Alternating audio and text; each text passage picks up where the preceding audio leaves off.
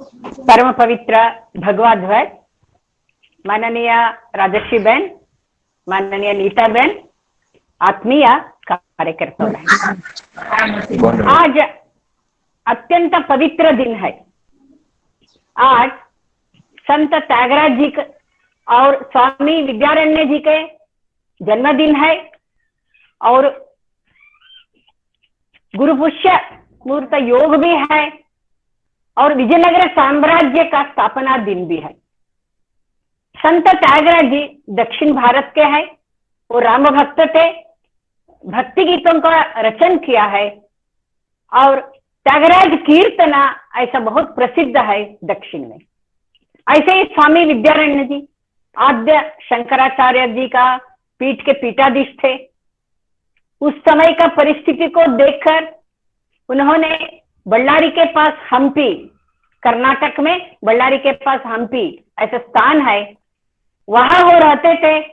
तो वहां का तरुण दोनों हक और बुक, उनमें नेतृत्व गुण था, छात्र तेज था, तो उनको उन्होंने प्रशिक्षण देकर, उस समय का मुगल बादशाह थे, सभी जगह उनका ही राज्य था, उनके विरोध में खड़े किया।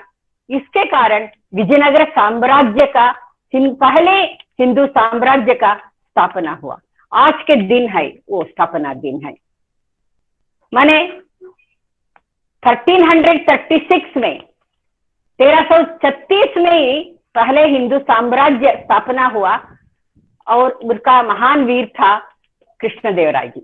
उसके बाद 300 साल के अधिक के बाद 1674 में हम सब जानते हैं पूज्य शिवाजी महाराज हिंदू साम्राज्य स्थापना किया है।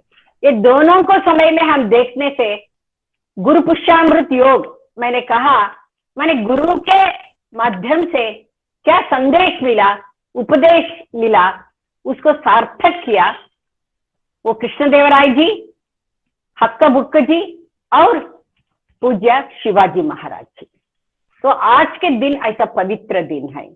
तो अपने संत परंपरा में हम देखते हैं ऐसे अपना महान संतों के माध्यम से भारत को प्रेरणा मिला है और पूरा विश्व गुरु स्थान में भी वो स्थापित होकर नेतृत्व भी दिया है। ऐसे आज के पवित्र दिन में अपना गुरु परम पवित्र भगवा ध्वज के सामने हम सब बैठकर प्रार्थना के बारे में हम चिंतन कर रहे हैं। वो भी एक विशेष बात है। और अभी हम ऐसे विषय, ये प्रार्थना अभियान क्यों ले रहे हैं? हम सब जानते हैं 1936 में राष्ट्र सेविका समिति की प्रारंभ हुआ। उस समय मराठी प्रार्थना था। समिति की कार्य विस्तार होने के बाद संस्कृत भाषा में करने का अवसर मिला। तो उस समय पहली अखिल भारतीय बौद्धिक प्रमुख थी माननीय कुसुमताई जी साठे। उन्होंने संस्कृत में उस प्रार्थना का रचित किया। उन्होंने बहुत सुंदर रूप से रचित किया था। बाद में उसको परम पूजनीय श्री गुरु जी, माने राष्ट्रीय स्वयंसेवक संघ के द्वितीय प्रमुख संचालक थे, पूजनीय सरसंघ चालक थे, उनके पास वो लेके गए और उन्होंने उसको देख बहुत आनंद व्यक्त किया और बाद में 2 स्थान पर उन्होंने थोड़ा उसका परिवर्तन करने के लिए बताया। उसके अनुसार परिवर्तन भी किया। आज हम सब ने वही प्रार्थना पूरे देश भर में, विश्व में भी उपयोग कर रहे हैं। ऐसे संस्कृत भाषा में प्रार्थना 1945 में 1945 में वो रचित हुआ और उसे रचित किया है ऐसा माननीय कुसुमताई साठे जी का जन्म शताब्दी वर्ष है। इसी कारण हमने प्रार्थना का अभियान ले रहे हैं। आज से पूरा देश भर में वो प्रारंभ हो रहा है। प्रार्थना हम सब जानते हैं, प्रार्थना हम व्यक्तिगत रूप से भी घर में करते हैं, भगवान के सामने करते हैं। ऐसे ही हम प्रार्थना समिति शाखा में भी हम करते हैं। घर में करने वाले अपना प्रार्थना व्यक्तिगत रूप से होता है, व्यक्तिगत स्वार्थ के लिए होता है। समिति शाखा में करने वाले प्रार्थना सामूहिक प्रार्थना है। वहां निस्वार्थ भाव से होता है, व्यक्तिगत स्वार्थ वहां नहीं रहता है। देश के हित दृष्टि से, राष्ट्र के हित दृष्टि से वहां हमारा अपेक्षा रहता है। और हम सब जानते हैं सामूहिक प्रार्थना का विशेषता भी है। सामूहिक प्रार्थना में शक्ति है। पूज्य भगिनी निवेदिता जी हमेशा कहती थी, 10 लोग इकट्ठा होकर या एक स्थान में खड़े होकर एक साथ प्रार्थना करने से उसका प्रभाव समाज में होता है। ऐसे ही महर्षि अरविंद जी भी, उन्होंने भी कहा था सामूहिक प्रार्थना का विशेषता, उन्होंने उसका अनुभव भी किया था। एक बार तमिलनाडु में 3 साल से बारिश नहीं था, वो पांडिचेरी आश्रम में थे। उन्होंने गांव का लोगों को इकट्ठा करके पवित्र मन से प्रार्थना किया। उसी दिन शाम को बारिश आ गया। ऐसे सामूहिक प्रार्थना का महत्व है। इस दृष्टि से हमने समिति शाखा में सामूहिक प्रार्थना हम करते हैं। राष्ट्र सेविका समिति की संगठन में शाखा तंत्र है और प्रार्थना मंत्र है।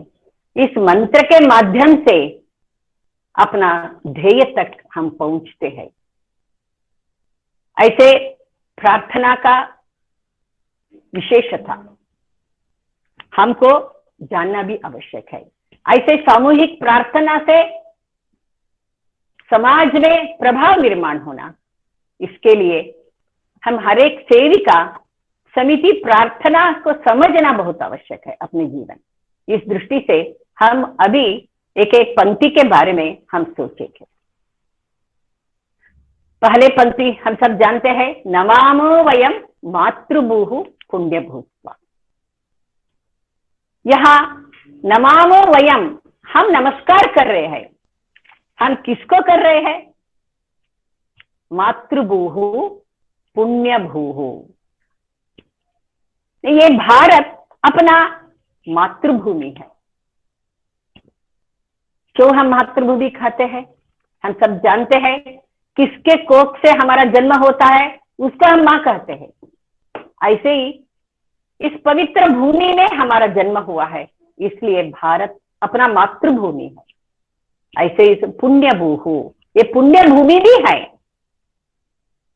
यहाँ भारत में महान पुरुषों का जन्म हुआ है। प्रत्यक्ष भगवान का अवतार भी हुआ, श्री राम जी, श्री कृष्ण जी का। अनेक महान पुरुष, जैसे गुजरात का ही हम देखने से पूज्य महात्मा गांधी जी, सरदार वल्लभ भाई पटेल जी, नरसिंह मेहता जी, ऐसे पूरा देश भर में, भारत में झांसी रानी लक्ष्मीबाई, अहल्याबाई होलकर, ऐसे महान पुरुषों का, स्वामी विवेकानंद जी, बहुत ऐसे लोगों का यहाँ जन्म हुआ है। और पवित्र नदी है, पुण्य क्षेत्र है, इसलिए ये पुण्य भूमि है। भगिनी निवेदिता जी भारत में आई तब स्वामी विवेकानंद जी उनको भारत दर्शन के लिए लेके गए और हर स्थान का विशेषता क्या है तो उनको बताते रहते थे, उसका विवरण देते रहते थे। इसलिए अंत में भारत दर्शन होने के बाद भगिनी निवेदिता जी ने कहा, भारत के हर कण कण में पवित्रता है, यह पुण्य भूमि है। इसलिए इसके बाद भी उतना प्रभावित हो गई, उन्होंने कहा ऐसे पुण्य भूमि भारत का सेवा करना मेरा परम कर्तव्य है। तो इसलिए समर्पण भाव से अपना पूरा जीवन उन्होंने भारत के लिए समर्पित किया। ऐसे पुण्य भूमि भारत है। दूसरे इसमें हम देखते हैं, नमामो वयम मातृभूः पुण्यभूः त्वया वर्धिताः संस्कृता त्वत्सुताः। हम त्वत्सुताः, आपके पुत्रिया, हम क्या कह रहे हैं? अपने मातृभूमि पुण्य भूमि को नमस्कार कर रहे हैं। इसके साथ साथ हम क्या कर रहे हैं? कह रहे हैं त्वया वर्धिताः, आपने हमारा पालन पोषण किया है, आपके कारण ही हमारा जीवन का विकास हो गया है। त्वया वर्धिताः। तो हम सोचते हैं यह भूमि कैसे हमारा पालन पोषण कर सकते हैं? ये केवल मिट्टी है, ऐसा नहीं है। हम देखते हैं यहाँ का वायुमंडल के कारण ही हम श्वास लेते हैं। यहाँ का पवित्र नदियों के कारण ही हमको पानी मिलता है, और यहाँ का अनाज, वृक्ष, सब्जी और फल, इसके कारण ही हमारा भरण पोषण होता है। इस दृष्टि से यह मातृभूमि हमारा पालन पोषण कर रही है, और इसलिए है त्वया वर्धिता, हम कहते हैं। ऐसे संस्कृता ने, आपने ही हमको संस्कार दिया है, आपके कारण ही हम सुसंस्कृत हो गया है। पहले ही हमने कहा कैसे पुण्य भूमि ये है, माने इतना महान पुरुषों का जन्म हुआ है, इसके लिए उनके जीवनी से हमको हर क्षण संस्कार मिलता है। अपने पूर्वजों ने आपके बचपन से हमको रामायण, महाभारत ऐसे कहानी बताते हुए, इस भारत भूमि का विशेषता बताते हुए हमको संस्कार दिया है। इतना ही नहीं है, इस भूमि से, इस प्रकृति से हम सब कुछ सीखते हैं। यह भूमि इतना सहनशील है, यहाँ का वृक्ष, नदी, हम देखते हैं निस्वार्थ भाव से सबका सेवा कर रहे हैं। हम कुछ भी, एक पैसे भी नहीं देते हैं, फिर भी यहाँ का वृक्ष, पानी, सब जगह पूरा विश्व में हम देखते हैं हमारा सेवा करते रहता है। ऐसे भूमि के माध्यम से हमको संस्कार मिलता है, हमको संदेश मिलता है। इसलिए हम कहते हैं इस भूमि से हम संस्कारित हुए हैं। तो त्वया वर्धिताः संस्कृता स्वच्छताः अये वत्सले मंगले हिंदू भूमि। हम यहाँ भारत भूमि को, भारत माता को हम क्या कह रहे हैं? अये वत्सले मंगले। अपना भारत माँ वात्सल्यमयी है, मंगलमयी है, सबका हित का कामना करने वाली है। भारत में हम सबका पालन पोषण कर ही रही है, इसके साथ साथ उन्होंने अपना वात्सल्यमय रूप पूरा विश्व को दिखाया है। पूजनीय स्वामी विवेकानंद जी अमेरिका में गए थे। उस समय उन्होंने वहां के अमेरिकन महिला लोगों ने पूछा, आप भारतीय नारी के बारे में क्या कहते हैं? तब उन्होंने यही कहा, माने उन लोगों ने कहते हैं आप इतना 1 महीने से इधर रह रहे हैं, अपने सब महिलाओं को देख रहे हैं, अभी क्या कहते हैं? तब वो कहते हैं, an American lady represent womanhood, ये भारतीय लेडी रिप्रेजेंट मदरहुड। वो कहते हैं भारत का भूमि ऐसा है, वो वहां के सभी को मातृत्व भाव देती है, सभी को वात्सल्य रूप से वो देखभाल करती है, सबका कामना करती है। यही भारत भूमि है, तो यही भारत माता है। इसलिए वहां के नारियों में यही गुण है, वो स्वामी विवेकानंद जी कहते हैं। यही हम देखते हैं, और हम सब जानते हैं गुजरात का ही उदाहरण है।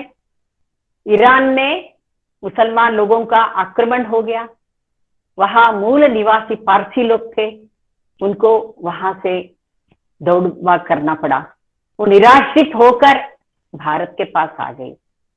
बहुत जगह पर उनको आश्रय नहीं दिया, फिर भी भारत में,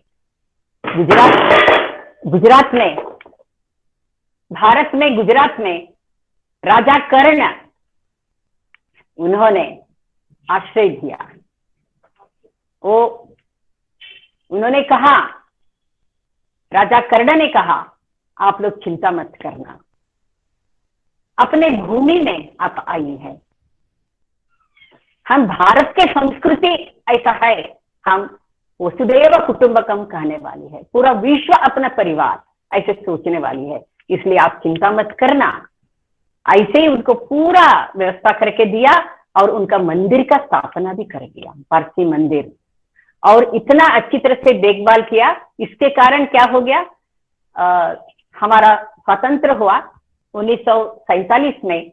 उस समय लॉर्ड माउंटबेटन उनको एक पारसी लोगों से पूछा, हम सब जानते हैं जमशेदजी टाटा है, बिरला है, ये सब थे, तो ऐसे बहुत पारसी लोग थे इधर। उनसे उन्होंने पूछताछ किया, कैसे पाकिस्तान, भारत का विभाजन हो गया, पाकिस्तान अलग हो गया, आपको भी अलग स्थान चाहिए क्या? भारत को और टुकड़ा करने के लिए वो सोचते थे। उस समय ये पारसी लोगों ने कहा नहीं, क्योंकि हम निराश्रित होकर हम आए, हम आने के समय हमको इतना आत्मीयता मिला, प्रेम मिला, हम इस संस्कृति के साथ सम्मिलित हो गया है।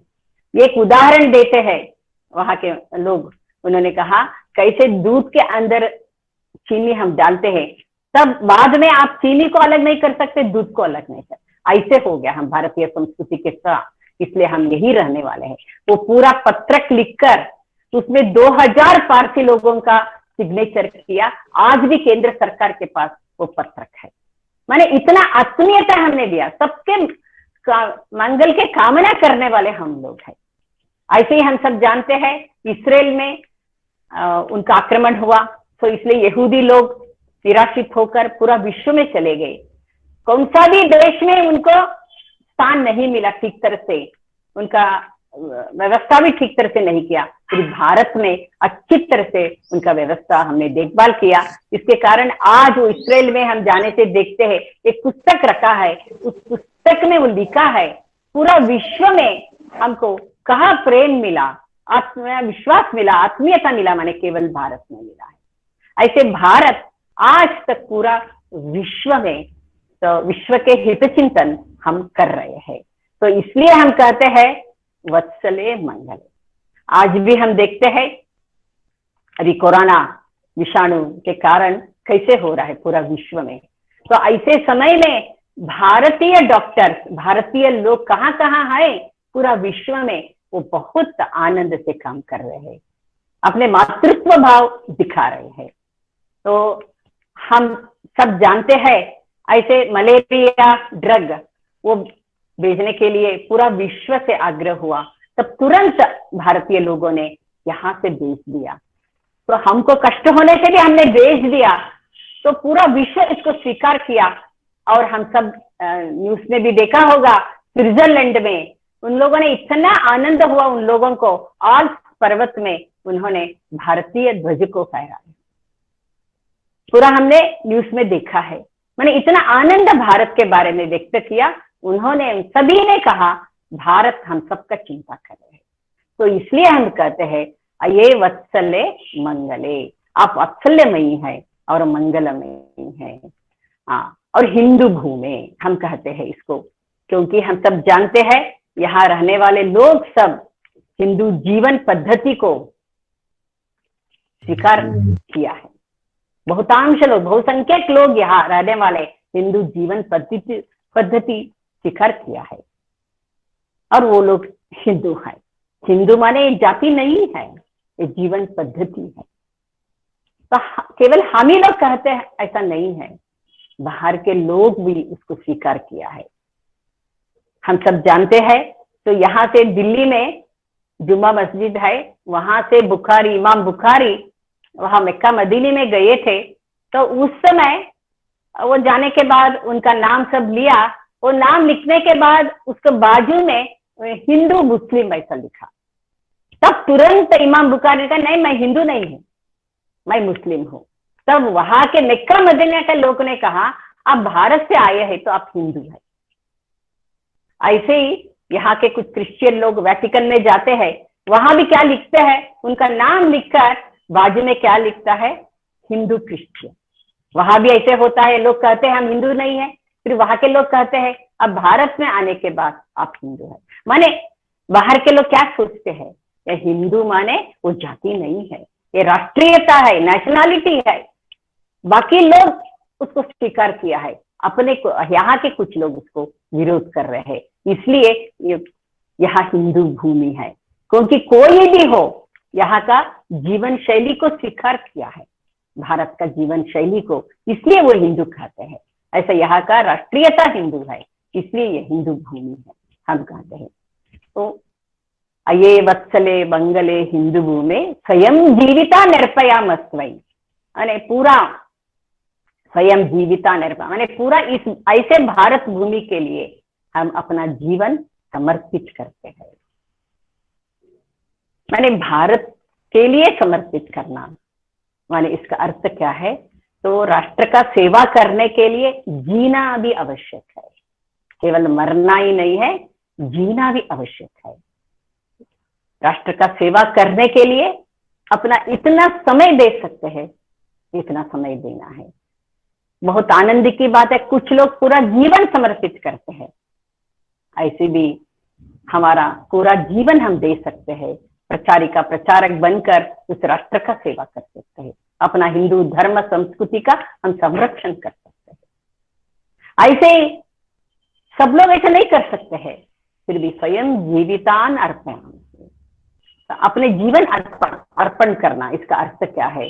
कितना अधिक समय हम दे सकते हैं, इतना अधिक समय देना, अपने स्वार्थ के लिए, अपने स्वयं का जीवन के लिए कुछ समय देना और अधिक समय राष्ट्र का सेवा के लिए, समाज के हित के लिए देना, यही अर्थ है स्वयं जीवितान अर्पयामि। इसके लिए भारत के लिए, माने राष्ट्र के लिए जीना भी आवश्यक है, तो ये हम कहते हैं। ऐसे दूसरा पंक्ति हम देखने से, नमो विश्व शक्ति नमस्ते नमस्ते, हम विश्व शक्ति को नमस्कार कर रहे हैं, नमो विश्व शक्ति नमस्ते नमस्ते। स्वया निर्मितम हिंदू राष्ट्र महत्, क्यों हम नमस्ते कर रहे हैं? आपके द्वारा ही इस महान हिंदू राष्ट्र का निर्माण हुआ है। तो महान हिंदू राष्ट्र, इसका विशेषता क्या है? क्यों महान हिंदू राष्ट्र हम कह रहे हैं? माने हम देखते, वेद काल से देखते हैं तो हर क्षेत्र में अपने लोग, ऋषि मुनि लोग आगे थे, वो वैज्ञानिक लोग थे, गणित, भौतिक शास्त्र, जीव शास्त्र, मेटलर्जी, हर एक विषय में हमारे पास ज्ञान था। आज सब जगह जानकारी है, उसी विषय पर 1 घंटा हम बोल सकते हैं, इतना हमारे पास ज्ञान है। और ऐसे वेद काल से आज तक हम देखते हैं सभी क्षेत्र में हम आगे हैं। तो आज भी हम देखने से हमारा अग्नि 5 केवल महिला लोगों ने उसको तैयार किया है, प्रक्षेपास्त्र, मिसाइल हम कहते हैं। आज वो अग्नि 5 का विशेषता क्या है? चीन के आधा चीन को सर्वनाश कर सकते हैं, इतना शक्ति है वो प्रक्षेपास्त्र, केवल 5 महिला लोगों के द्वारा निर्माण हुआ है। हम जानते हैं मंगलयान, वहां भी महिला लोग है। ऐसे और मिलिट्री क्षेत्र में हम आगे हैं, एयर स्ट्राइक हुआ, हम सब जानते हैं, शत्रु के स्थान के अंदर घुसकर टारगेटेड पॉइंट, हमने कौन सा बिंदु में हम बम डाला, उसी बिंदु में बम डाला हमने आतंकवादी स्थान में, बाकी लोगों को नुकसान नहीं किया। वो विशेषता, पूरा विश्व उसको प्रशंसा की। माने इतना माने सुरक्षा क्षेत्र में, मिलिट्री क्षेत्र में हमारा ज्ञान है, हमारा तैयारी है। तो ऐसे हर क्षेत्र हम देखने से सब में हम आगे हैं। और आप सबको मालूम है, गुजरात की बेटी है सुनीता विलियम्स, सुनीता पंड्या, पहले उनका शादी के पहले सुनीता पंड्या गुजरात के लड़की है, वो आज वहां के नासा में है। और हम सब जानते हैं पूरा विश्व में वो पहली महिला है, अंतरिक्ष गई, रॉकेट में अंतरिक्ष घर में रही और 2 बार बाहर आकर वो चलकर आई। केवल वही एक महिला है, 2 बार चलकर आई है। ऐसे उनका जीवन में उन्होंने साधना किया है। और उतना ही नहीं है, उनका विशेषता क्या है? तो वो भारत में आई तो उनके पूछताछ करने से उन्होंने कहा, तो आप जाने क्या क्या लेके गए, कैसे आपका जीवन शैली था? उन्होंने कहा, प्रतिदिन मैं पहले बचपन से कर रही हूँ, अभी भी मैं प्रतिदिन सुबह उठकर योग और प्राणायाम करती हूँ। इसके कारण मुझे वो सहन करना हुआ रॉकेट में जाने से अंतरिक्ष घर में। और दूसरा उन्होंने कहा, हमेशा मेरे साथ भगवद गीता रहता है, बचपन से वो भगवद गीता पढ़ती आई, प्रतिदिन वो पढ़ती है।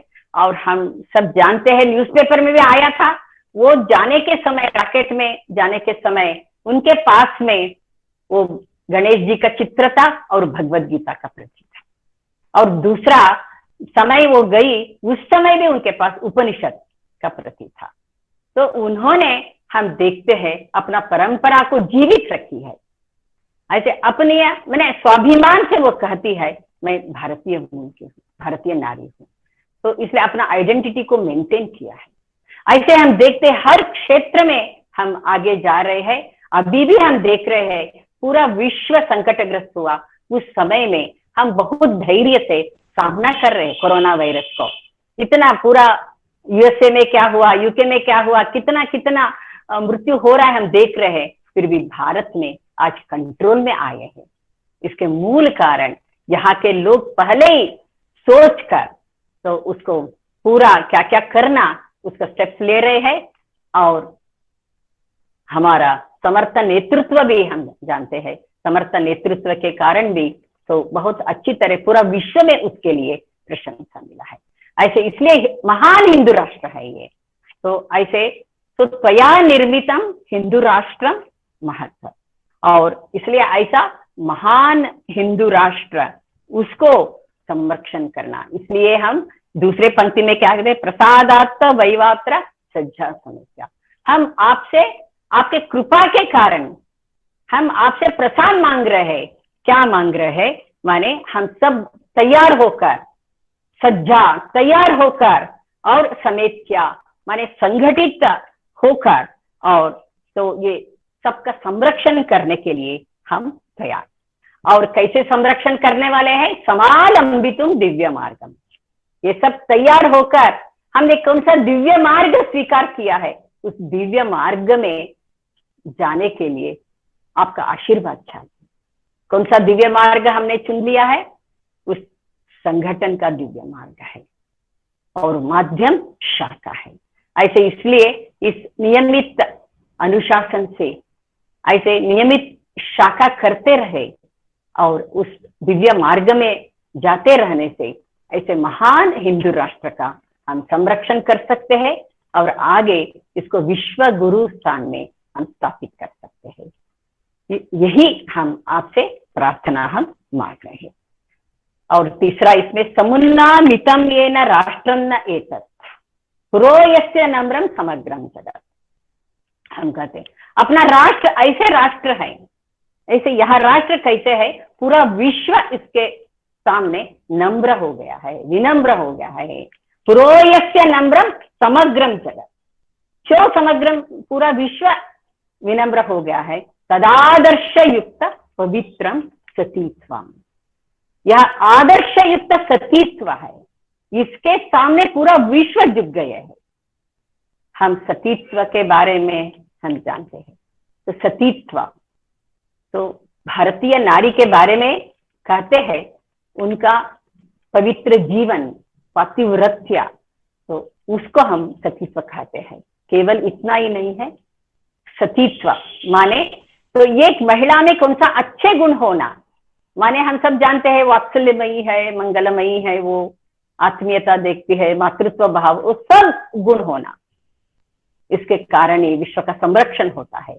और इसके साथ साथ वो भारतीय नारी समय समय पर अपना अस्तित्व भी दिखाती है, अपना स्वाभिमान को भी दिखाती है। हमने सुना है प्रारंभ में माननीय कुसुमताई साटे जी इस प्रार्थना का रचन किया है। तो माननीय कुसुमताई साटे जी हमेशा इस सतीत्व के बारे में विवरण देती थी। मेरा सौभाग्य था उनके मुंह से मैंने सुना है प्रार्थना का अर्थ।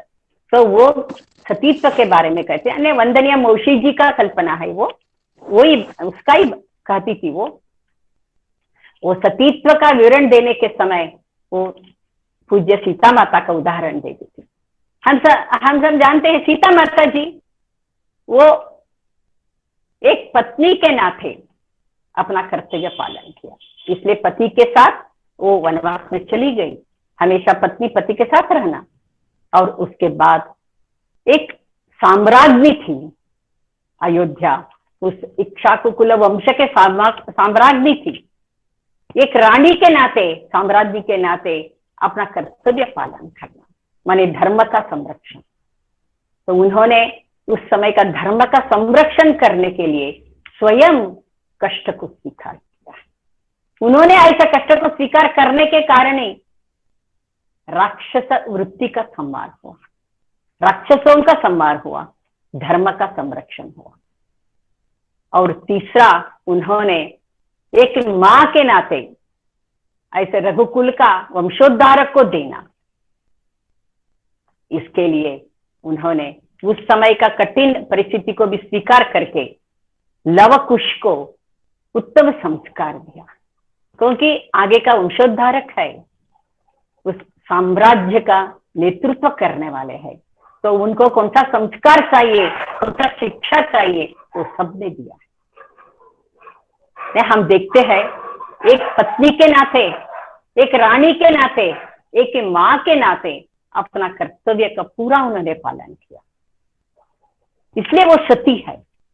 और इसके साथ साथ अंत में फिर एक बार अगली परीक्षा के लिए बात करने से उन्होंने भूमाता के अंदर चली गई।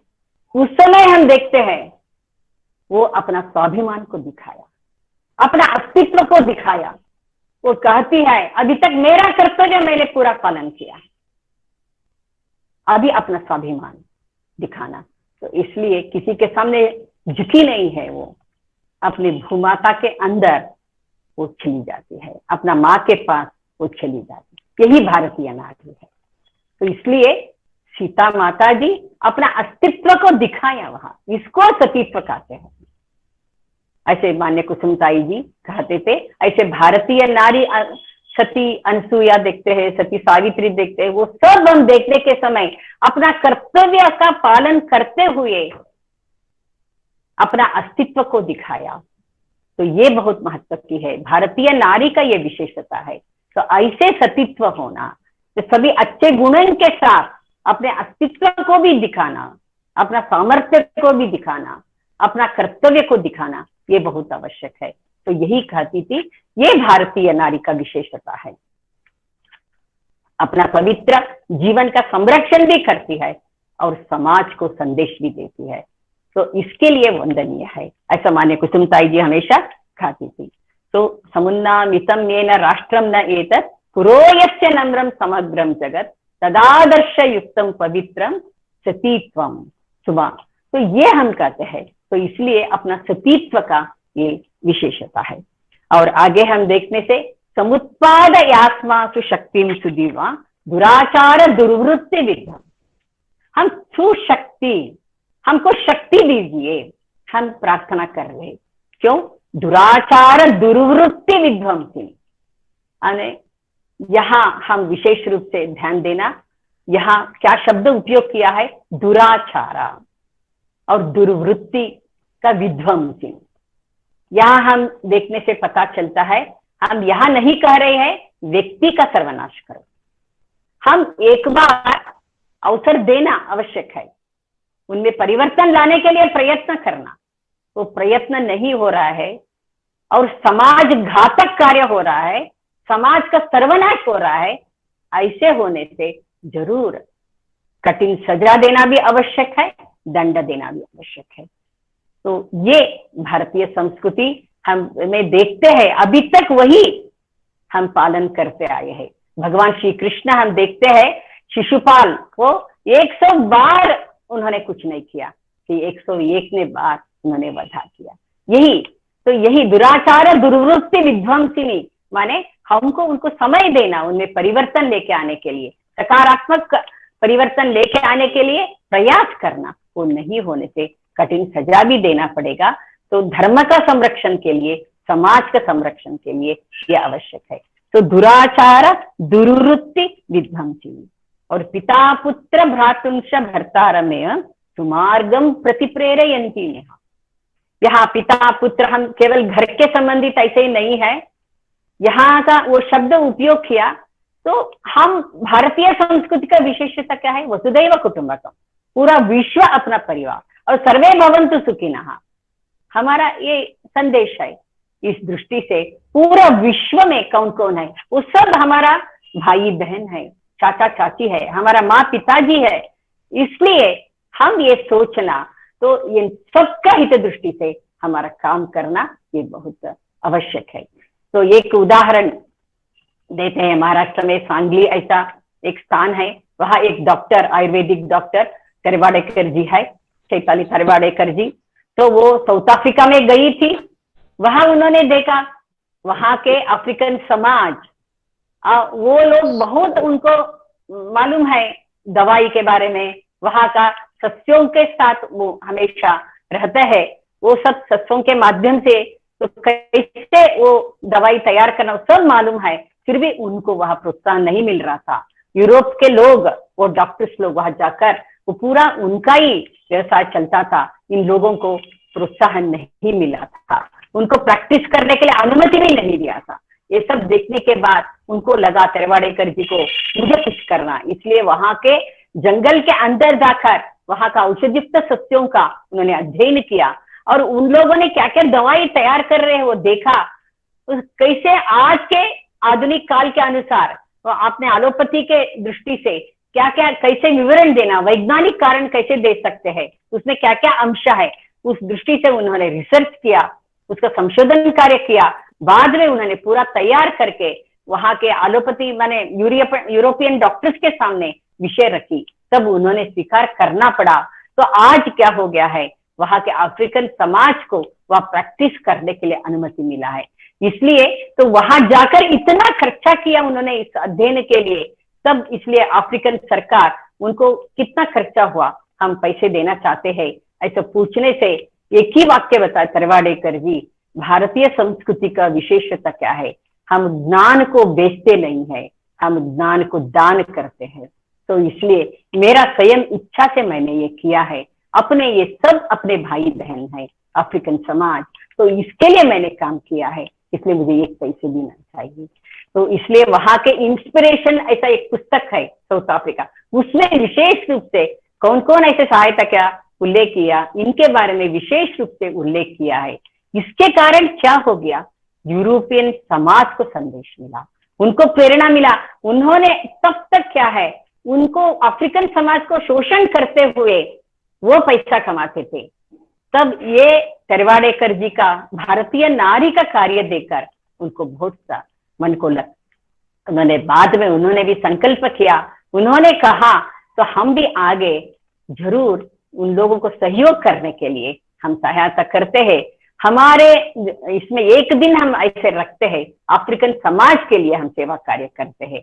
ऐसे उन्होंने संकल्प लेकर आज कार्य शुरू किया है और अफ्रीकन समाज के लोगों के लिए वह प्रैक्टिस करने के लिए उनका वो आयुर्वेदिक उनका सिद्धि ऐसे कहते हैं, सिद्ध योग ऐसे कहते हैं, उसको प्रैक्टिस करने के लिए उनको अनुमति मिला है। तो ये हमारा विशेषता है। तो वहां जाने के बाद यानी कहाँ जाते हैं वहां के लोगों के लिए हम काम करते हैं। तो ऐसे वहां कहाँ जाते हैं वहां के लोगों को प्रेरणा देते हैं।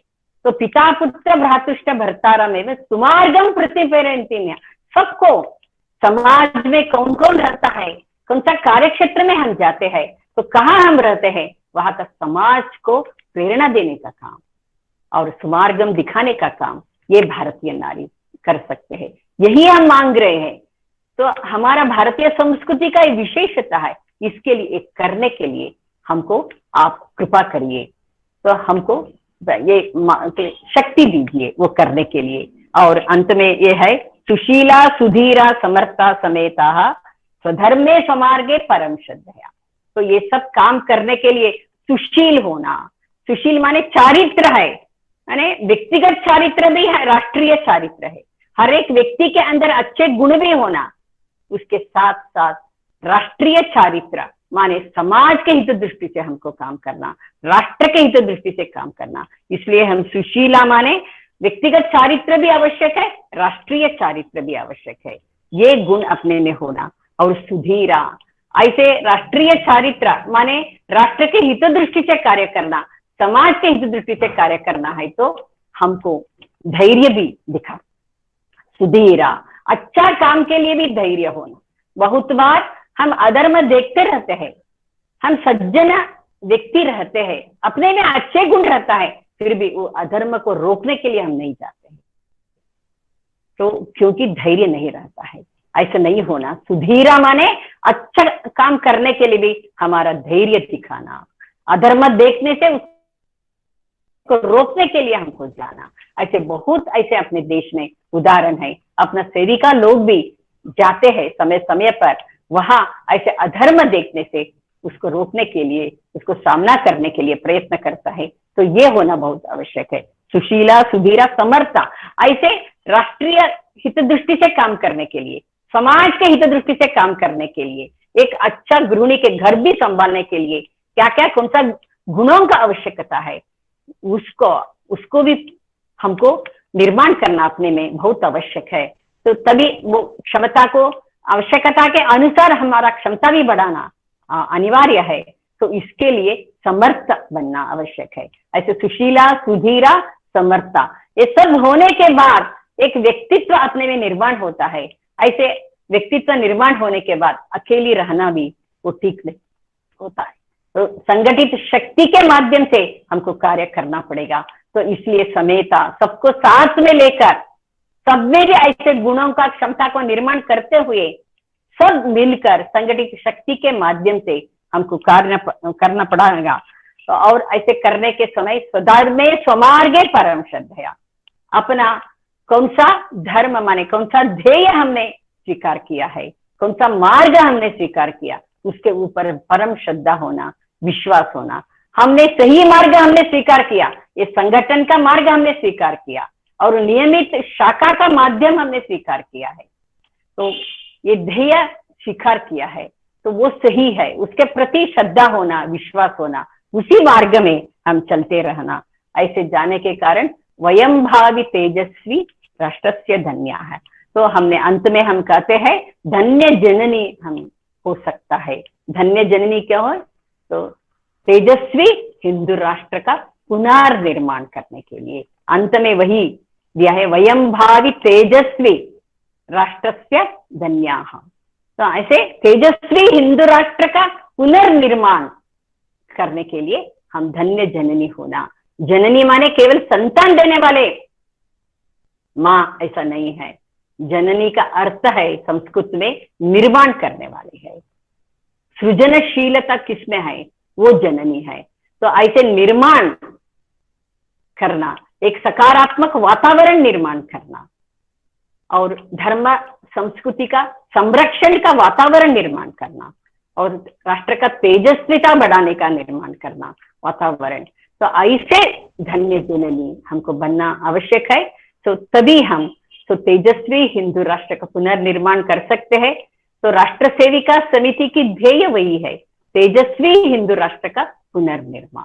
तो इसलिए वो तेजस्वीता बढ़ाना राष्ट्र का माने हमको क्या करना, वो कैसे होता है? नियमित शाखा के माध्यम से ही होता है।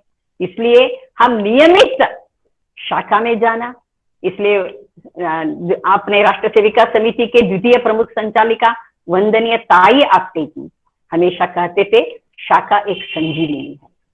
तो हम नियमित शाखा में जाना, पूरा 1 घंटे शाखा में रहना और हमारा प्रार्थना शाखा में हो। तो घर में भी हम कर सकते, अभी कर रहे हैं कोरोना विषाणु के कारण, तो फिर भी तो ये शाखा में जाकर सबके साथ सामूहिक प्रार्थना करने से वो संगठित शक्ति का प्रभाव होता है। अनिवार्य होने से हम करते हैं, फिर भी हमेशा हम नियमित शाखा में जाकर संगठित शक्ति के माध्यम से हम सामूहिक प्रार्थना करने से उसका प्रभाव समाज में होता है।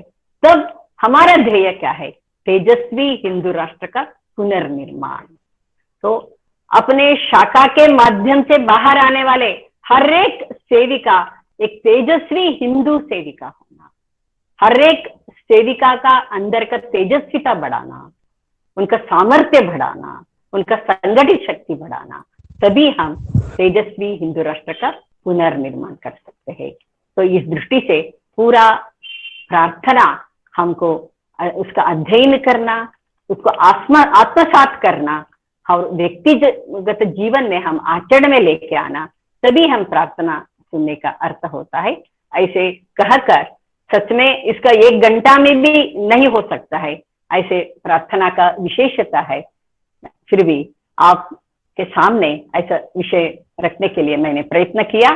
फिर भी हम हर बार उसका हर शब्द के बारे में हम अध्ययन करना, चिंतन करना, तो हर बार नया नया अर्थ महसूस होता है। तो ऐसे इसको आत्मसात करके हम सब नियमित प्रार्थना करेंगे शाखा में, ऐसे कहकर मैं मेरा विचार समाप्त करता हूं।